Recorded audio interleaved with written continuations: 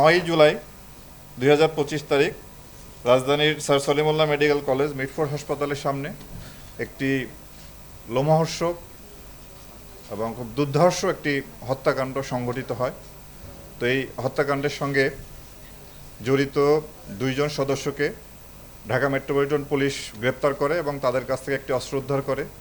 এবং গতকালকে আমরা ভিডিও ফুটেজ পর্যালোচনা করে ওই হত্যাকাণ্ডের সঙ্গে সরাসরি সম্পৃক্ত 2 জনকে আমরা গ্রেপ্তার করি। তারা হলো একজন লম্বা মনির আর একজন হলো আলমগীর। আমরা এই অভিযান আমাদের চলমান আছে এবং এর সঙ্গে জড়িত যে সমস্ত আসামি আছে আমরা তদন্তকারী কর্মকর্তার সাথে যোগাযোগ রেখে এর সাথে সম্পৃক্ত যারা আছে তাদের সকলকেই দ্রুত গ্রেপ্তার করে আইনের আওতায় আনব।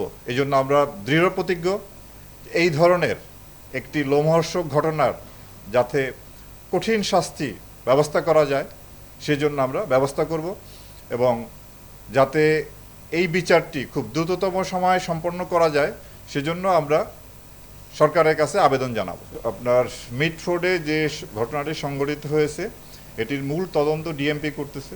তারাই তদন্ত করে এর সঙ্গে কারা জড়িত কীভাবে সম্পূর্ণ বিষয়টা বের করবে এবং আমরা ছায়া তদন্তের মাধ্যমে আমরা ডিএমপিকে এক্ষেত্রে সহায়তা করছি।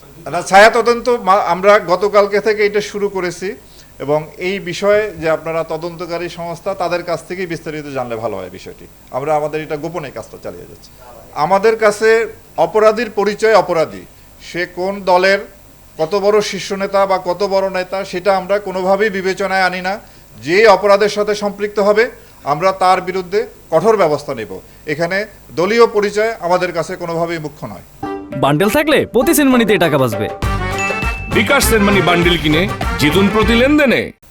আইন শৃঙ্খলা পরিস্থিতি নিয়ন্ত্রণে রাখার জন্য আমরা সবসময় কাজ করে যাচ্ছি। আপনারা জানেন যে 5ই আগস্টের পরে আইন শৃঙ্খলা রক্ষাকারী বাহিনীর যে মূল বাহিনী বাংলাদেশ পুলিশ সহ অন্যান্য বাহিনীর যে অবস্থায় পর্যবসিত হয়েছিল সেখান থেকে দ্রুতই আমরা স্বাভাবিক পর্যায়ে আসার জন্য চেষ্টা করে যাচ্ছি এবং আমি মনে করি এই পর্যন্ত আমরা মোটামুটি অনেকটাই গুছিয়ে এসেছি এবং সামনে যে ভবিষ্যতে আমরা আরও সফলতার সাথে আমরা আরও আন্তরিকতার সাথে এবং নিষ্ঠার সাথে আমরা দায়িত্ব পালন করব।